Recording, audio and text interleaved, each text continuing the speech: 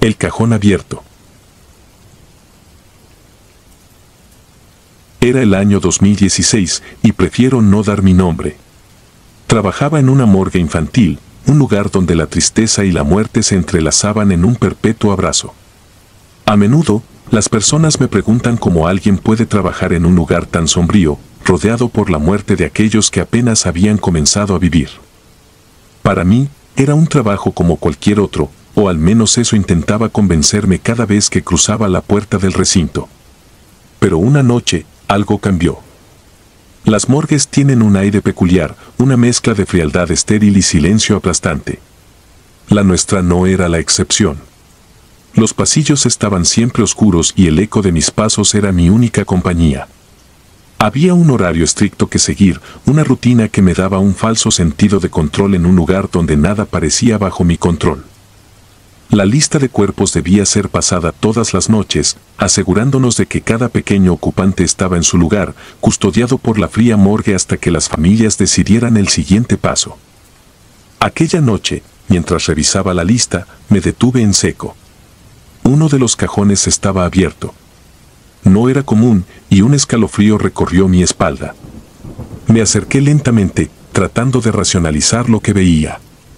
Tal vez uno de los médicos forenses lo había dejado así por accidente, o quizás la cerradura estaba defectuosa.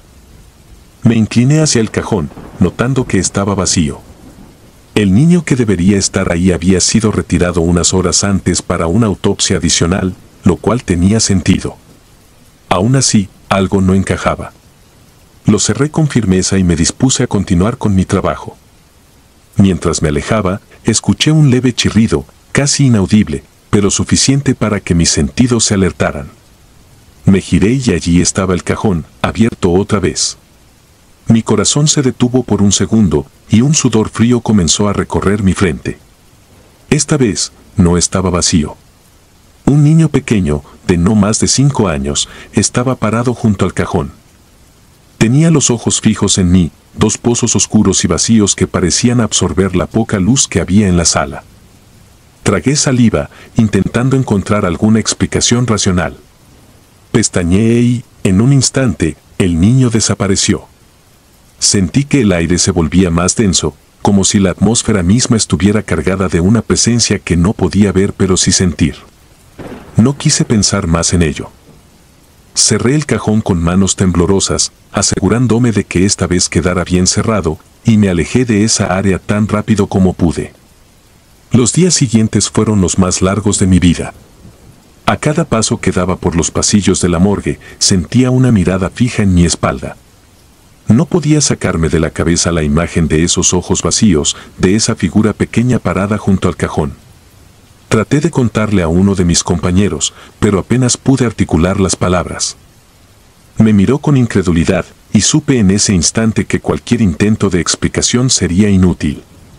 Esto era algo que solo yo había visto, algo que solo yo sentía. Pasaron las semanas, y aunque intenté convencerse de que todo había sido producto de mi imaginación, mi mente no lograba olvidar lo sucedido. Una noche, mientras hacía mi ronda habitual, escuché un sonido, un susurro. Venía del área donde había visto al niño. Me acerqué con cautela, mi corazón latiendo con fuerza contra mi pecho. A medida que me acercaba, el susurro se hizo más claro. No eran palabras, al menos no en un idioma que yo pudiera entender. Era más bien un lamento, un murmullo de desesperación que parecía emanar de las paredes mismas. Me detuve frente al cajón, el mismo que había encontrado abierto la primera vez. Esta vez, permanecía cerrado. Pero el susurro continuaba, como un eco que reverberaba en mi cabeza. Me agaché para mirar más de cerca, mi mano temblorosa se extendió hacia la manija. La abrí lentamente, esperando encontrar, no sé, algo que justificara el sonido. Pero estaba vacío. No había nada dentro, nada que pudiera producir ese lamento constante. Entonces lo sentí. Un escalofrío que recorrió mi columna vertebral, una presencia justo detrás de mí. Me giré rápidamente y allí estaba él, el niño, de pie en medio del pasillo. Esta vez podía verlo más claramente. Su piel era pálida, casi traslúcida, y sus ojos. Esos ojos eran los mismos, dos abismos oscuros que parecían observarme desde algún lugar más allá de la vida y la muerte. No podía moverme. Mi cuerpo estaba paralizado, mi mente atrapada entre el miedo y la incredulidad. El niño levantó una mano, señalando hacia el cajón. Mi mirada siguió su dedo, y por un segundo creí ver algo dentro. Algo pequeño, que se movía. Me incliné hacia el cajón nuevamente, tratando de enfocar mi vista. Allí, en el fondo del cajón, había algo que se retorcía, algo que no debía estar allí. Parpadeé y, de nuevo, todo desapareció. El niño, la figura en el cajón, todo se esfumó como si nunca hubiera estado allí. Salí de la sala tambaleándome, mi respiración entrecortada y mi mente en un estado de shock. Algo estaba mal en esa morgue. Algo que no podía ser explicado por la lógica o la ciencia. Intenté seguir con mi trabajo como de costumbre, pero cada vez que pasaba por ese lugar, sentía la misma opresión, el mismo peso invisible que se cernía sobre mí. Finalmente, no pude más. Decidí hablar con el director de la morgue, un hombre que siempre había sido pragmático y escéptico. No esperaba que me creyera, pero necesitaba decirle lo que había visto, lo que había sentido. Cuando terminé de hablar, él permaneció en silencio por un largo rato. Luego, suspiró y me miró con una expresión que nunca antes había visto en su rostro, una mezcla de comprensión y resignación. No eres el primero en ver algo en esa sala, dijo finalmente. Hace años, cuando empecé a trabajar aquí, también vi cosas que no podía explicar. Los trabajadores anteriores a ti también hablaron de lo mismo. Siempre es el mismo cajón, la misma figura. Le pregunté si sabía quién era el niño, si tenía alguna explicación para lo que estaba sucediendo. Él negó con la cabeza. Nadie sabe. He revisado los registros una y otra vez, pero no hay nada fuera de lo normal. Todos los cuerpos han sido identificados, todas las muertes han sido documentadas. No hay razón para que algo así ocurra. Me dio permiso para tomarme unos días libres, para despejar mi mente. Pero incluso lejos de la morgue, no podía dejar de pensar en el niño. Sentía que su presencia me seguía, que esos ojos vacíos me observaban en la oscuridad de mi apartamento. Las noches se volvieron un tormento y comencé a tener pesadillas en las que el niño me llevaba de la mano a lugares oscuros y fríos, donde podía escuchar los susurros de otros niños, perdidos y atrapados entre este mundo y el siguiente. Volví a la morgue después de una semana, incapaz de quedarme en casa con la sensación de que algo o alguien estaba siempre conmigo. Necesitaba enfrentar lo que fuera que estaba ocurriendo. Esa noche me preparé mentalmente para lo peor. Decidí ir directo al cajón, abrirlo y dejar que cualquier cosa que estuviera dentro se revelara. No podía seguir viviendo con ese miedo constante. Me dirigí a la sala con pasos firmes, decidido a encontrar una respuesta, por aterradora que fuera. Al llegar, me detuve frente al cajón, mi mano temblando mientras la extendía hacia la manija. La abrí lentamente, con el corazón en la garganta. Estaba vacío, como siempre. Pero entonces escuché el susurro, más claro que nunca. Era una palabra, una sola palabra repetida una y otra vez: ayúdame. Sentí un frío helado apoderarse de mi cuerpo. Esta vez, no había duda. El susurro provenía del cajón. Miré a mi alrededor, buscando algún indicio de que no estaba solo, de que alguien más podía escuchar lo que yo estaba oyendo. Pero estaba solo, completamente solo. Me incliné hacia el cajón, acercando mi oído al fondo, esperando escuchar algo más, cualquier cosa que me diera una pista de lo que debía hacer. De repente, sentí una mano en mi hombro. Salté hacia atrás, girándome rápidamente. Allí estaba el niño, su expresión era diferente esta vez. No había enojo ni desesperación en sus ojos vacíos, solo una tristeza infinita. Extendió su mano hacia mí, como si esperara que la tomara. No sé por qué lo hice, quizás porque sentía que este era el único modo de entender lo que estaba pasando, o tal vez porque ya no tenía nada que perder. Extendí mi mano y toqué la suya. En un instante, todo cambió. La sala desapareció y me encontré en un lugar oscuro y frío. Podía ver sombras moviéndose a mi alrededor, figuras pequeñas y frágiles que susurraban en la penumbra. Eran niños, muchos niños. Todos con los mismos ojos vacíos, todos atrapados en un espacio entre la vida y la muerte. El niño que me había llevado hasta allí me miró y señaló hacia una puerta al final del corredor. La puerta estaba cerrada, pero pude sentir que era la fuente de todo el dolor y el sufrimiento de esos niños. Caminé hacia la puerta, con el niño siguiéndome de cerca. Abrí la puerta lentamente y al otro lado vi algo que nunca podré olvidar. Un hombre, un médico, realizaba algún tipo de ritual. Había símbolos dibujados en las paredes con una sustancia oscura que no quise identificar. El aire estaba cargado de un olor a muerte y corrupción. El hombre murmuraba palabras en un idioma que no conocía, y en el centro de la sala había una pequeña cama de metal. Y en ella, un niño, inmóvil. Todo tuvo sentido en ese momento. No era solo una morgue. Era un lugar de sufrimiento, de almas atrapadas por el dolor y la maldad de alguien que había abusado de su poder, que había cruzado los límites de lo natural. Entendí que estos niños estaban atrapados, incapaces de encontrar la paz debido a lo que les había sucedido en ese lugar. Volví a la morgue con una sensación de impotencia. No podía hacer nada por ellos, nada que les devolviera la vida que les había sido arrebatada tan cruelmente. Pero podía hacer una cosa. Podía recordar, podía contar su historia para que el mal que se había escondido en la oscuridad no quedara impune. Poco después, renuncié a mi trabajo. No podía seguir en un lugar donde el sufrimiento y la muerte se entrelazaban de una forma tan macabra. Pero cada vez que cierro los ojos, veo al niño, con su mano extendida hacia mí, esperando ser liberado de la oscuridad.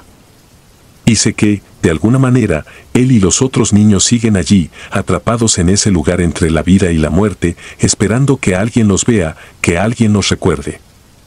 Así que aquí estoy, contando esta historia.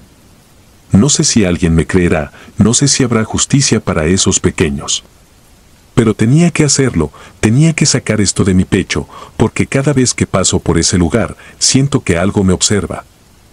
Y aunque ya no trabajo allí, aunque ya no veo al niño en los pasillos, sé que sigue esperando, esperando que alguien lo ayude a encontrar la paz que tanto le fue negada en vida.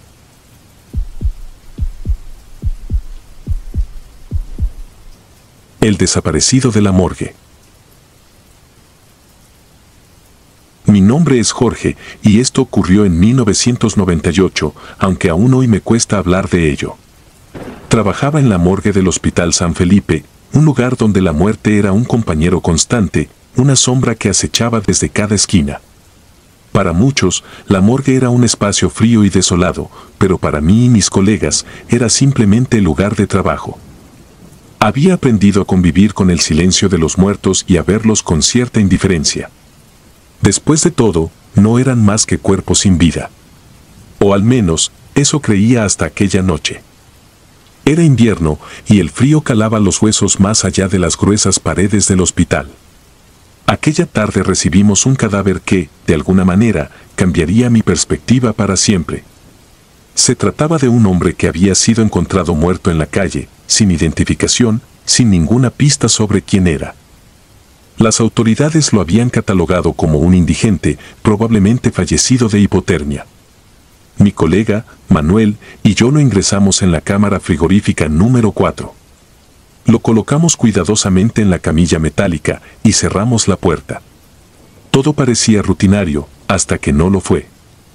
Pasaron unas horas.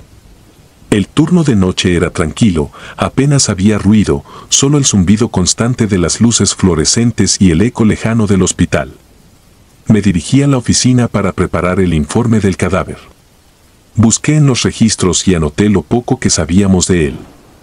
Fue entonces cuando Manuel entró, pálido y nervioso. «Jorge, ¿dónde está el cuerpo del indigente?», me preguntó, la voz entrecortada.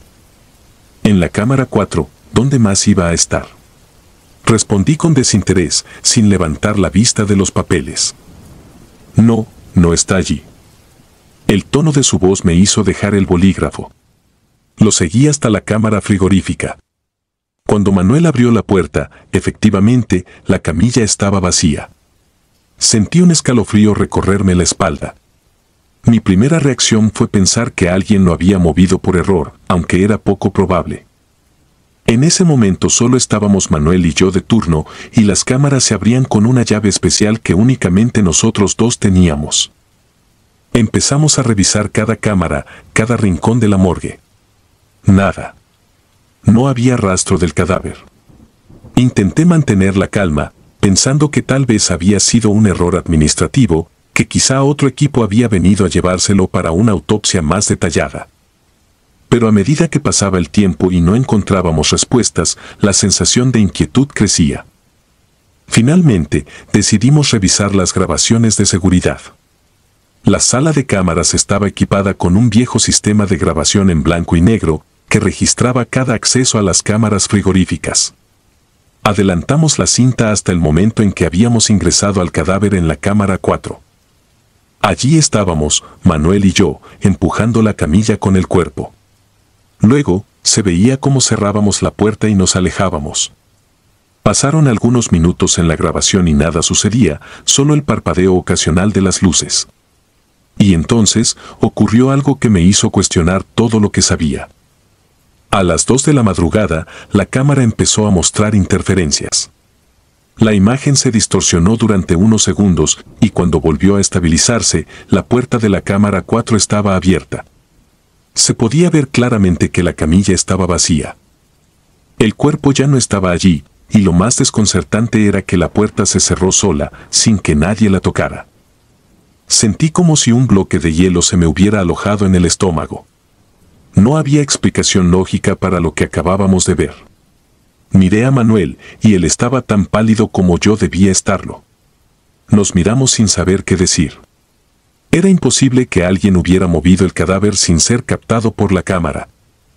Y lo que más nos aterraba era esa puerta abriéndose y cerrándose como por voluntad propia. Decidimos llamar al jefe de seguridad. Cuando llegó, le explicamos lo sucedido y le mostramos la grabación. Nos miró con incredulidad, y aunque no dijo nada, pude notar que nos creía perturbados o, peor aún, mentirosos. Sin embargo, no pudo ofrecer ninguna explicación a lo que veíamos en el video. Mientras revisábamos el área una vez más, encontré algo que me dejó paralizado.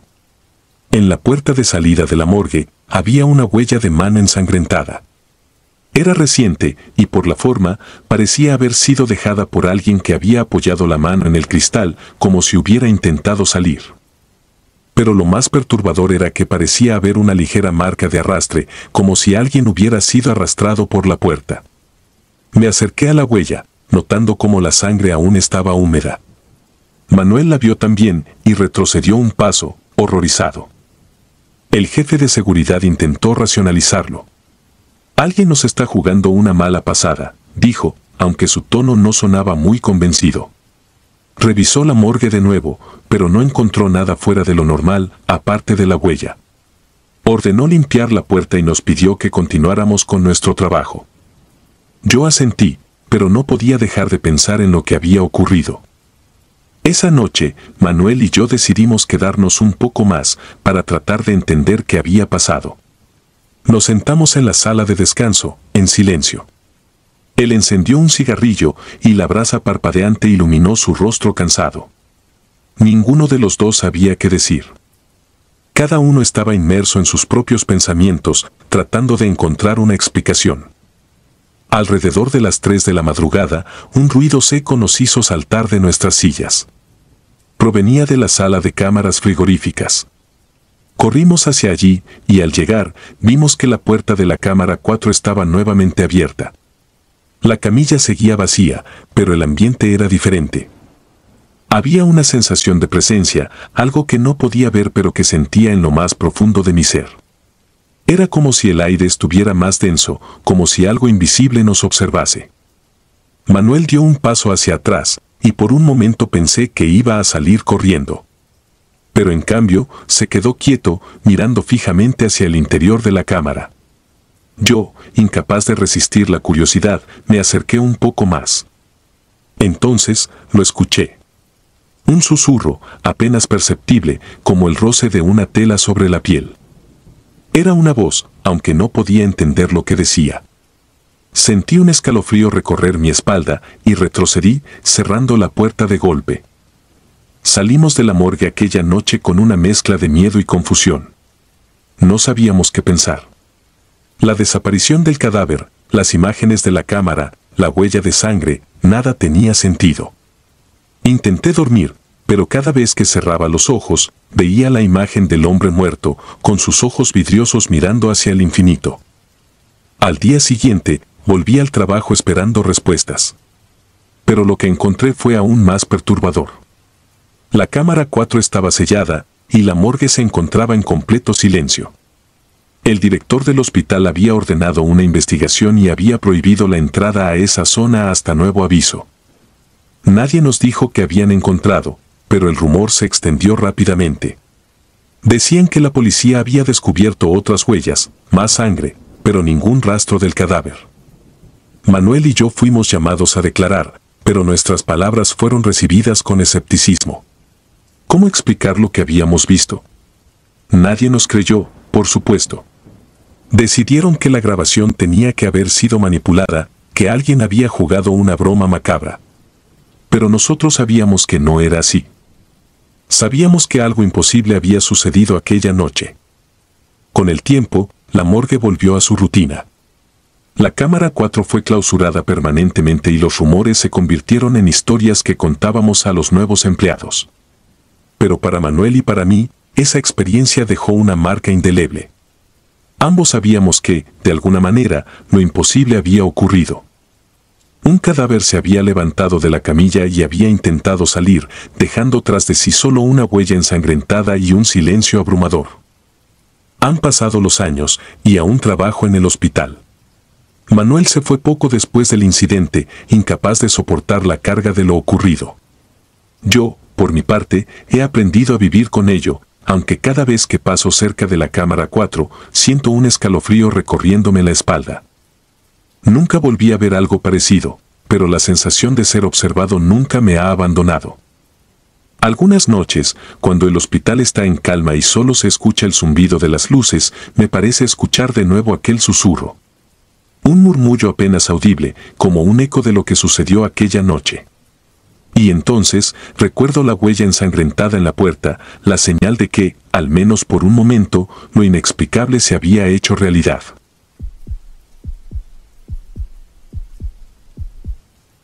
El frío en la morgue. Me llamo Raúl y durante gran parte de la década de los 80 trabajé en la morgue de un hospital público. Eran tiempos difíciles, con una economía inestable y violencia en aumento. La morgue no era un lugar en el que se quisiera trabajar, pero pagaba bien y ofrecía la oportunidad de evitar a la gente, algo que me venía bien por entonces. No soy supersticioso, ni de los que creen en fantasmas o en lo sobrenatural. O, al menos, no lo era hasta aquella noche que me cambió para siempre. Aquella noche comenzó como cualquier otra. El turno de la tarde me dejó una lista de cuerpos que debía procesar antes de la mañana siguiente. Entre ellos estaba el de una mujer que había sido encontrada muerta en un parque de la ciudad. Los policías la describieron como un caso especialmente brutal, pero no les pregunté más detalles. No solía hacerlo, prefería mantenerme en mi trabajo y no saber demasiado. Al fin y al cabo, un cuerpo es un cuerpo, sin importar cómo llegó a mi mesa. La sala de la morgue siempre estaba fría. Un frío que se sentía en los huesos, pero esa noche era diferente. Al entrar, una corriente helada recorrió mi espina dorsal, como si hubiese dejado abierta una ventana en pleno invierno. Me estremecí y me acerqué al termostato para comprobar la temperatura, pero todo estaba en orden. Me encogí de hombros y me dispuse a empezar el papeleo rutinario. El cuerpo de la mujer yacía en la mesa de acero inoxidable, cubierto con una sábana blanca. Había algo en su expresión que me resultaba inquietante.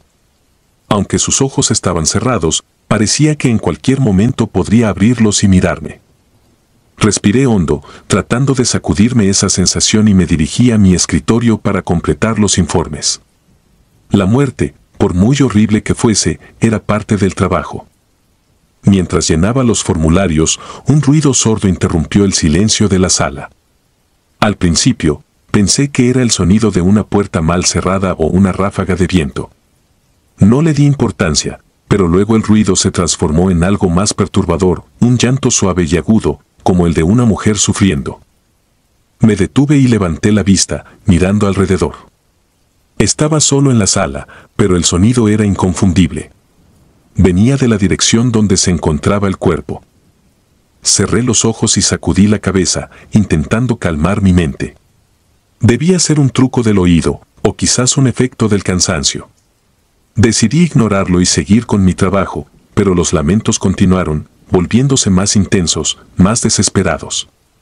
Era como si la mujer estuviera gritando desde el fondo de un abismo, rogando por ayuda. Cada gemido me atravesaba, erizándome la piel. Finalmente, no pude soportarlo más. Me levanté y caminé hacia el cuerpo con pasos lentos y pesados. Los lamentos parecían llenarlo todo, envolviendo el aire con un frío que helaba la sangre. Quité la sábana de un tirón, revelando el rostro pálido y sin vida de la mujer. Sus labios estaban entreabiertos, como si quisiera decir algo, y su piel estaba helada al tacto.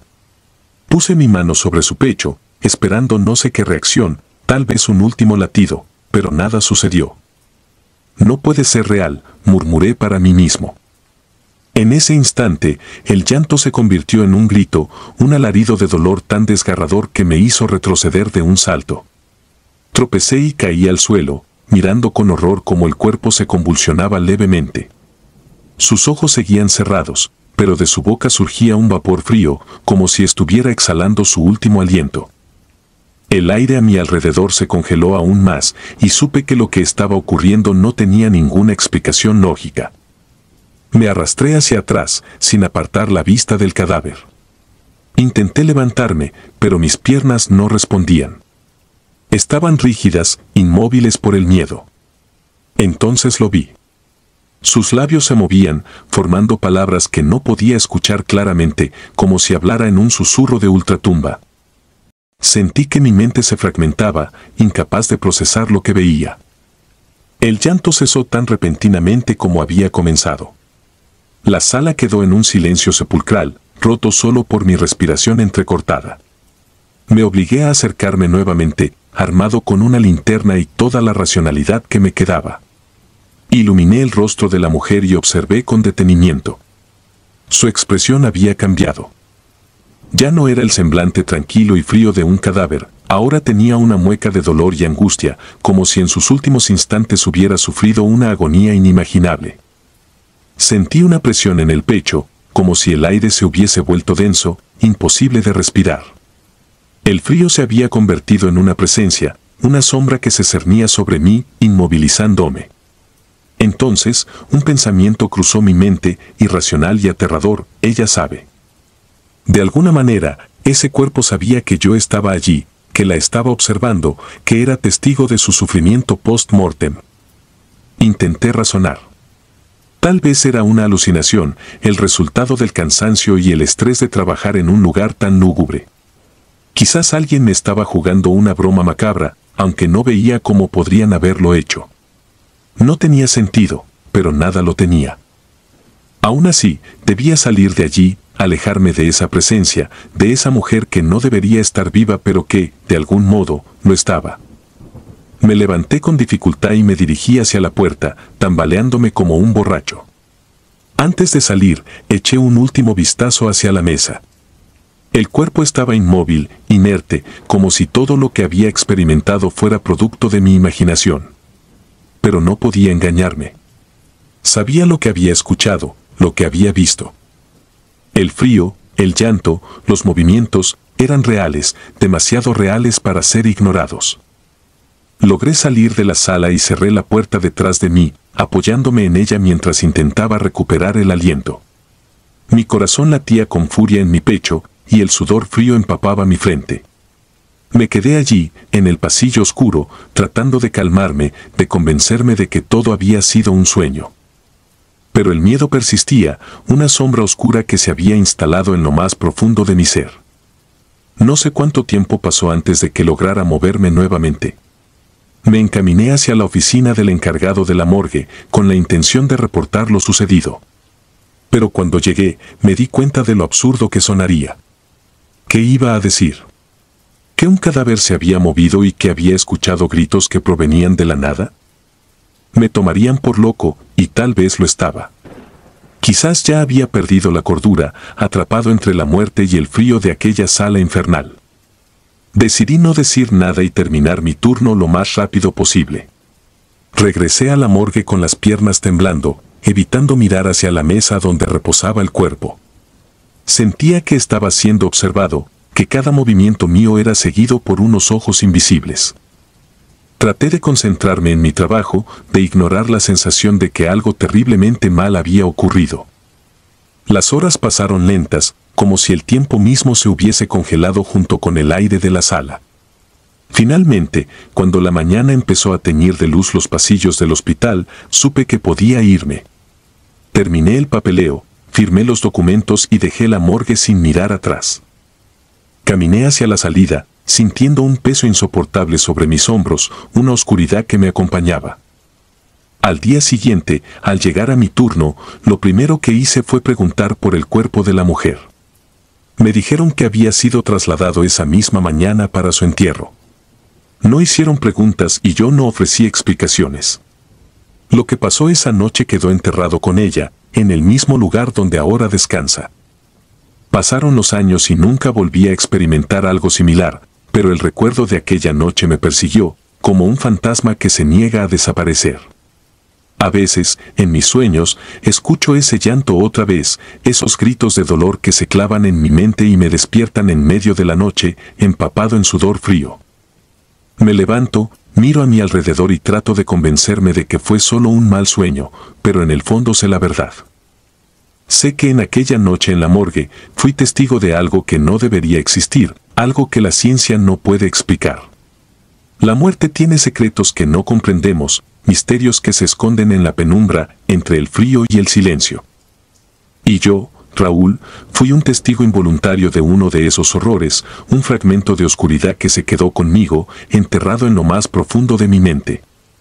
Desde entonces, cada vez que entro a una morgue, no puedo evitar sentir el frío que se infiltra en los huesos, el mismo frío que sentí aquella noche. Y aunque he aprendido a vivir con ello, sé que jamás podré olvidar el sonido de ese llanto, el grito de una mujer que murió de forma brutal, pero que, de alguna manera, nunca se fue del todo. El hombre de las sombras. Era el año 2015 y yo trabajaba como asistente de la morgue en una ciudad de la que prefiero no mencionar el nombre. Aquel trabajo, que muchos consideraban extraño y escalofriante, se había convertido en mi rutina diaria. Los muertos no me daban miedo, eran las circunstancias de su muerte y la energía que dejaban tras de sí lo que a veces me hacía sentir inquieto. En la morgue, había visto cosas que nadie podría imaginar, pero nada me había preparado para lo que sucedió aquella noche. Eran las 11 cuando ingresaron el cuerpo de un hombre que había sufrido quemaduras graves. Su piel, ennegrecida y quebrada, daba la impresión de estar a punto de desmoronarse con el más mínimo toque. Sus ojos, o al menos lo que quedaba de ellos, parecían mirar fijamente a través de mí mientras lo depositábamos en una de las cámaras frigoríficas. Era difícil imaginar el dolor que había soportado en sus últimos momentos. Los paramédicos que lo trajeron no sabían mucho más, solo que había sido encontrado en el lugar de un incendio. La rutina de la morgue es monótona. Revisar los cuerpos, llenar papeleo, etiquetar pertenencias. Aún así, esa noche algo se sentía diferente. Un escalofrío recorría el ambiente, como si el aire estuviera cargado de electricidad. Traté de sacarme de la cabeza esos pensamientos mientras seguía con mis tareas, pero el recuerdo de esa figura carbonizada seguía apareciendo ante mis ojos cada vez que parpadeaba. Pasadas las 2 de la madrugada, estaba terminando de revisar algunos informes cuando un olor a quemado empezó a invadir el lugar. Al principio pensé que era una fuga en el sistema eléctrico, pero no había ninguna alarma sonando. El olor se hacía cada vez más fuerte, como si algo ardiera cerca de mí. Miré a mi alrededor, buscando la fuente, pero todo parecía en orden. La intensidad del olor aumentaba con cada segundo, volviéndose casi insoportable. Me dirigí al área donde habíamos dejado al hombre quemado. Mis pasos resonaban en los pasillos vacíos, cada vez más acelerados por una mezcla de ansiedad y curiosidad morbosa. Cuando llegué a la cámara, el olor era casi asfixiante. Abrí la puerta con una mezcla de precaución y determinación, y lo que vi me hizo retroceder varios pasos. Allí, junto a la mesa de autopsias, estaba una figura carbonizada, idéntica al hombre que habíamos ingresado unas horas antes. Estaba de pie, inmóvil, su cuerpo completamente rígido como una estatua negra. Las luces parpadearon un par de veces, arrojando sombras que parecían bailar en las paredes. Sentí mi corazón golpear con fuerza contra mi pecho, mi respiración se hizo errática. No podía apartar la mirada de aquella figura. Su presencia parecía absorber todo el calor de la habitación, dejándola helada. Me quedé allí, paralizado por lo que parecieron horas, aunque probablemente fueron solo unos segundos. Entonces, de repente, un grito de dolor llenó la sala, un sonido que nunca antes había escuchado, ni siquiera en mis peores pesadillas. Era un grito desgarrador, lleno de sufrimiento y rabia. Resonaba en las paredes, vibraba en mi cráneo, y parecía provenir de todas partes y de ninguna al mismo tiempo. Sentí un hormigueo recorrer mi columna vertebral y un sudor frío se formó en mi frente. Cuando me atreví a mirar de nuevo, la figura ya no estaba. Solo quedaba la mesa de autopsias vacía y el olor a quemado que se había disipado casi por completo.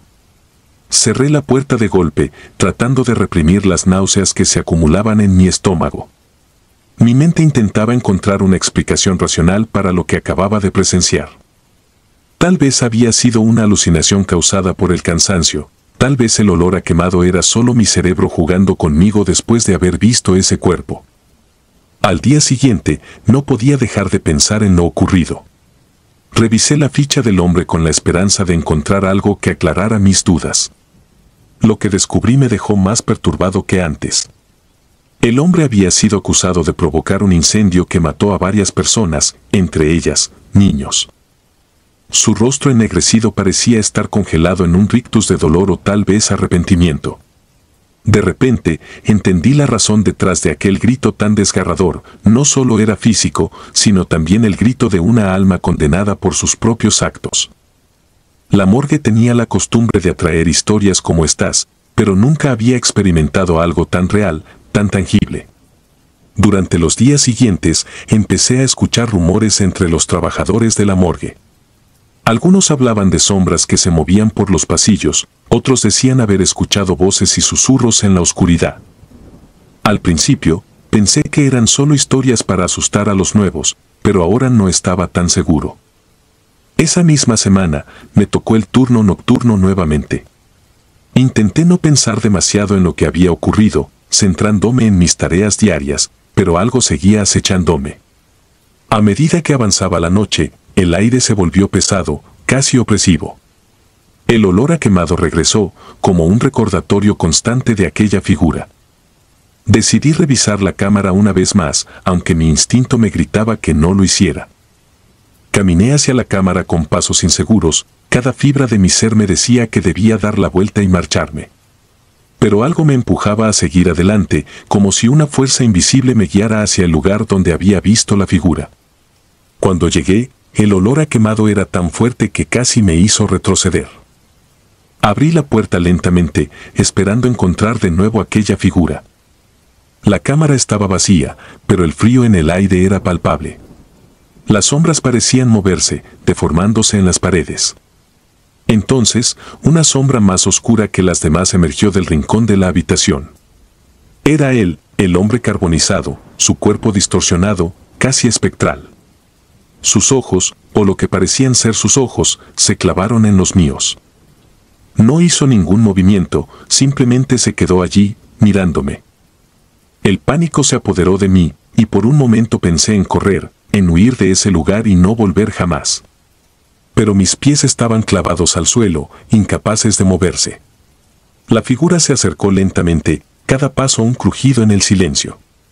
Podía oír el latido de mi corazón, sentir el sudor frío corriendo por mi espalda. Estaba tan cerca ahora que podía ver los detalles de su piel carbonizada, las grietas que se abrían y cerraban como si estuvieran respirando. De repente, un susurro inundó la habitación, un murmullo que se alzó en un coro de voces agonizantes. No entendía lo que decían, pero el tono era de desesperación, de súplica. Entonces, él habló, su voz era un eco lejano, distorsionado por el dolor y el fuego. No era mi intención, dijo, y en su voz podía sentir una mezcla de arrepentimiento y rabia. Ellos me están esperando. Fue en ese momento que comprendí. No era solo un espíritu atrapado, era un alma condenada, acosada por aquellos a quienes había dañado. Las víctimas del incendio lo buscaban, lo reclamaban. Sentí una oleada de compasión y horror al mismo tiempo. Sin pensarlo, murmuré, lo siento. No sabía si lo decía por él o por las almas que lo perseguían. La figura se desvaneció lentamente, como si el simple acto de ser reconocido y compadecido lo hubiera liberado, aunque solo fuera por un momento. Las sombras dejaron de moverse, el olor a quemado se disipó y el aire se hizo menos denso. Me quedé allí, en la fría habitación, sintiendo como el pánico daba paso a una extraña calma. Sabía que no había terminado, que aquel hombre seguiría vagando, acosado por sus propios fantasmas, pero también sabía que, de alguna manera, le había dado un respiro, aunque solo fuera momentáneo. Los días siguientes pasaron sin incidentes, pero la experiencia me había cambiado. Empecé a ver la morgue de una manera diferente, como un lugar de tránsito, no solo para los cuerpos, sino también para las almas. Me hice más consciente de las historias que acompañaban a cada uno de los muertos que ingresaban. Cada cuerpo tenía su propia historia, su propio peso, y a veces ese peso era tan grande que dejaba su marca en el mundo. Dejé mi trabajo en la morgue unos meses después. No fue por miedo, al menos no al tipo de miedo que podría esperar. Era más bien un sentimiento de respeto, de entendimiento de que había fuerzas en juego que no comprendíamos del todo. A veces, cuando el viento sopla fuerte en las noches de invierno, creo escuchar aquel grito de nuevo, recordándome que algunas almas están más cerca de nosotros de lo que queremos admitir. Y cuando eso ocurre, cierro los ojos y murmuro una pequeña oración, esperando que, donde quiera que esté, el hombre carbonizado haya encontrado algo de paz. Los días se convirtieron en semanas, y luego en meses. Aunque había dejado la morgue, la experiencia seguía pesando en mi mente. Me encontré pensando a menudo en el hombre carbonizado y las almas que lo perseguían. Me preguntaba si alguna vez encontraría la redención o si estaba condenado a ser un alma errante, acosada por la culpa y el dolor que había causado. Una noche, varios meses después de mi partida, recibí una llamada. Era uno de mis antiguos compañeros de trabajo. Me habló de extraños sucesos que habían comenzado a ocurrir en la morgue después de que me fui. Los gritos y los olores habían regresado, pero esta vez con más intensidad. Algunos de los nuevos empleados habían renunciado, incapaces de soportar el ambiente opresivo y las extrañas apariciones. Mi compañero me pidió que regresara, al menos para hablar con los demás y tratar de darles algo de paz. Aunque la idea me ponía nervioso, acepté. Sentí que tenía que cerrar ese capítulo de alguna manera. Regresé a la morgue una última vez. El edificio se veía igual que siempre, pero había algo en el aire, una sensación de inquietud que parecía impregnarse en las paredes. Entré con mi compañero y algunos otros empleados, todos con el rostro pálido y los ojos llenos de miedo. Les conté lo que había vivido aquella noche y lo que había aprendido sobre el hombre quemado. Les expliqué que tal vez lo que estábamos experimentando no era simplemente una aparición, sino una manifestación de un alma en conflicto. Decidimos hacer algo inusual. Reunimos algunas velas y encendimos una pequeña ceremonia improvisada en la cámara donde había visto al hombre por última vez. No éramos religiosos, pero en ese momento parecía lo correcto. Cada uno de nosotros dijo algunas palabras, pidiendo a las almas atrapadas que encontraran paz. Nos quedamos en silencio durante unos minutos, sintiendo la pesada atmósfera del lugar. Entonces, sucedió algo que nunca olvidaré. El aire se volvió helado de repente y las luces parpadearon. Una sombra apareció en el centro de la habitación, difusa y temblorosa al principio, pero luego tomando forma. Era él, el hombre carbonizado, pero esta vez no estaba solo. A su alrededor podía distinguir otras formas, sombras más pequeñas y menos definidas. Las víctimas. Sus figuras se movían lentamente hacia él, rodeándolo. Por un momento, pensé que iba a empezar de nuevo el horror, los gritos y el sufrimiento, pero en cambio, todo quedó en un silencio absoluto. Las sombras se acercaron a él, no con rabia, sino con una especie de tristeza y resignación. Una sensación de calma se apoderó de la habitación, y por primera vez desde aquella noche, no sentí miedo, sino una profunda tristeza por lo que todos esos seres habían sufrido. Las figuras permanecieron allí unos segundos más, y luego, como si fueran arrastradas por una corriente invisible, comenzaron a desvanecerse. El hombre carbonizado fue el último en desaparecer, pero antes de irse, me miró por última vez. En sus ojos ya no había dolor ni odio, solo una infinita tristeza y, quizás, un atisbo de alivio. Y luego se fue, llevándose consigo el frío y el olor a quemado.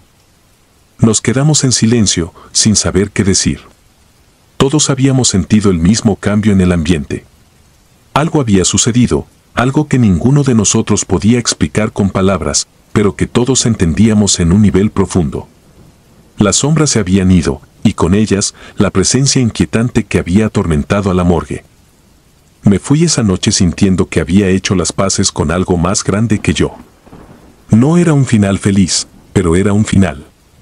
El hombre carbonizado y las almas que lo perseguían habían encontrado, si no la redención, al menos un momento de calma. A veces, en los sueños, regreso a esa sala fría, pero ya no es un lugar de terror. En esos sueños, veo las sombras moverse hacia la luz, disolviéndose en la nada, libres al fin. Aunque dejé atrás la morgue, sé que su presencia siempre estará conmigo, no como un espectro acechante, sino como un recordatorio de los misterios que nos rodean y de las almas que, a veces, necesitan ser vistas para poder encontrar su camino. Y cada vez que el viento sopla con fuerza en la noche, cierro los ojos, sintiendo que tal vez, solo tal vez, el hombre carbonizado y aquellos a quienes lastimó finalmente han encontrado su descanso. El hombre del pasillo. Mi nombre es Diego, y en la década de los 90 trabajé en la morgue de un viejo hospital. No era un trabajo fácil, pero alguien tenía que hacerlo. La mayoría de la gente no comprende lo que implica estar rodeado de cadáveres día tras día. Se acostumbra uno al silencio, a los olores, a la sensación de que, aunque rodeado de muerte, la vida debe continuar. Sin embargo, hubo algo que nunca logré acostumbrar: el pasillo. Era un pasillo largo y oscuro que daba a las cámaras frigoríficas. Para llegar a ellas, había que atravesarlo siempre, una y otra vez, en las largas noches de guardia. No había ventanas, y la luz parpadeante del techo le daba un aire lúgubre, como si estuviera a punto de apagarse en cualquier momento. Había algo en ese pasillo que siempre me ponía los pelos de punta, como si alguien o algo acechara en la penumbra. La primera vez que lo vi fue una noche de invierno. La morgue estaba en silencio, solo se escuchaba el zumbido de las cámaras frigoríficas y el eco de mis pasos en el pasillo. Tenía que trasladar un cuerpo a una de las cámaras al fondo del pasillo, una tarea rutinaria. Mientras caminaba, me sentí observado. Esa sensación de tener un par de ojos clavados en la espalda me hizo detenerme en seco. Me giré bruscamente y, al principio, no vi nada. Pero al parpadear, apareció. Era un hombre alto, vestido con una gabardina negra. Sus rasgos eran vagos, como si una sombra cubriera su rostro, pero sus ojos brillaban con una luz antinatural, un destello que no era de este mundo. Me quedé paralizado, incapaz de moverme, incapaz de gritar. Sentí como mi sangre se congelaba en las venas, y antes de que pudiera reaccionar, se desvaneció. Desapareció en el aire, como si nunca hubiera estado allí. Intenté convencerme de que era mi imaginación, una ilusión causada por el cansancio y las largas horas de trabajo. Pero no pude sacudir esa sensación de miedo. Durante días, el recuerdo de aquel hombre me perseguía. Cada vez que pasaba por el pasillo, miraba de reojo, esperando volver a verlo, temiendo volver a verlo. Pero no volvió a aparecer, al menos no inmediatamente. Sin embargo, no fui el único en verlo. Pasaron algunas semanas y los rumores comenzaron a correr entre el personal. Todos hablaban del hombre del pasillo. Algunos lo describían como una sombra que se deslizaba entre las paredes, otros decían que sus ojos brillaban como faros en la oscuridad. Lo más inquietante era que todos coincidían en la descripción de su gabardina negra y su estatura, como si fuera la misma entidad que yo había visto. Una noche, uno de mis compañeros, Raúl, llegó pálido a la sala de descanso. Apenas podía articular palabra, sus manos temblaban visiblemente. Nos contó que había visto al hombre del pasillo mientras trasladaba un cuerpo. Lo describió exactamente como lo había visto yo. La misma gabardina negra, la misma altura imponente y esos malditos ojos brillantes. Raúl era un tipo duro, de esos que no se asustan fácilmente, pero aquella noche estaba completamente aterrorizado. A partir de entonces, todo cambió. El pasillo, que ya de por sí era aterrador, se convirtió en un lugar al que nadie quería ir solo. Acordábamos ir en parejas para cualquier cosa que necesitara hacerse en las cámaras frigoríficas. Pero el hombre del pasillo seguía apareciendo. Algunos lo veían de reojo, otros sentían su presencia antes de que él se desvaneciera en la oscuridad. Yo mismo volví a verlo en varias ocasiones, siempre al final del pasillo, inmóvil, observando. Intentamos encontrar una explicación lógica. Pensamos que podría ser una especie de fenómeno óptico, algún juego de luces y sombras que nos hacía ver cosas donde no las había. Pero nada encajaba. La morgue era un lugar antiguo, lleno de historias y leyendas, pero ninguna tan persistente como la del hombre del pasillo. No podíamos hablar de ello abiertamente con la administración del hospital, pues temíamos que nos tildaran de locos, o peor, que nos despidieran. Con el paso del tiempo, el miedo se convirtió en una presencia constante. No era solo el hombre del pasillo, sino lo que él representaba. Una sensación de que algo más habitaba en ese lugar, algo que no era de este mundo. Empezamos a notar cosas extrañas. Las puertas de las cámaras frigoríficas se abrían solas, se escuchaban susurros en la oscuridad, como si alguien estuviera hablando justo fuera del rango de audición. Y lo peor, algunos cuerpos parecían moverse del lugar, aunque nadie los hubiera tocado. Una noche, mientras revisaba las etiquetas de los cuerpos, escuché un susurro. Venía del fondo del pasillo. Al principio pensé que era el viento, pero luego lo escuché con claridad. Era una voz baja y gutural que susurraba mi nombre. Diego. Diego. Sentí un escalofrío recorrer mi espalda. Me giré lentamente y allí estaba él, el hombre del pasillo, más cerca que nunca. Pude ver su rostro esta vez, o lo que parecía un rostro. Estaba borroso, distorsionado, como si no perteneciera a este mundo. Sus ojos me miraban fijamente, perforándome con su brillo antinatural. Intenté moverme, pero mis piernas no respondían. Estaba atrapado en su mirada, en el vacío de esos ojos. Sentí que mi mente se nublaba, que la realidad se desvanecía a mi alrededor. Entonces, él levantó una mano y señaló hacia las cámaras frigoríficas. Sin saber cómo, entendí que quería que lo siguiera. Pero algo dentro de mí me decía que no lo hiciera, que si lo seguía, no volvería. Luché contra esa parálisis que me invadía. Cerré los ojos y empecé a murmurar una oración, una que mi abuela me había enseñado cuando era niño. Poco a poco, la sensación de opresión fue desapareciendo. Abrí los ojos y el hombre ya no estaba. El pasillo estaba vacío, pero la sensación de su presencia seguía allí, como una sombra que no se va. Después de aquella noche, las cosas empeoraron. Otros compañeros comenzaron a experimentar episodios similares. El hombre del pasillo se volvía más agresivo, más presente. Incluso los más escépticos admitían que algo extraño sucedía en la morgue. Decidimos llamar a un sacerdote para que bendijera el lugar, pero cuando llegó, se negó a entrar. Dijo que sentía una presencia maligna, algo que no podía combatir solo con bendiciones. Finalmente, la administración del hospital se enteró de lo que estaba pasando. Nos interrogaron a todos, pero era difícil explicar lo que habíamos visto. Nos consideraron histéricos, propensos a las supersticiones por el ambiente en el que trabajábamos. Pero la gota que colmó el vaso fue cuando uno de los médicos, el doctor Vargas, vio al hombre del pasillo. El doctor Vargas era un hombre de ciencia, un racionalista acérrimo que no creía en fantasmas ni en nada sobrenatural. Pero una noche, mientras hacía una autopsia, vio al hombre. Nos lo contó al día siguiente, visiblemente perturbado. Lo había visto de pie en el pasillo, mirándolo fijamente. Dijo que sintió una presión en el pecho, como si algo estuviera intentando quitarle el aire. Desde ese día, el doctor Vargas pidió su transferencia y nunca volvió a la morgue. Después de ese incidente, la morgue fue cerrada temporalmente. Trajeron a expertos en lo paranormal para investigar, pero nunca se llegó a una conclusión definitiva. Algunos dijeron que era el espíritu de un antiguo empleado que había muerto trágicamente en el hospital. Otros creían que era una manifestación de la energía negativa acumulada en el lugar. Pero nunca supimos con certeza que era el hombre del pasillo.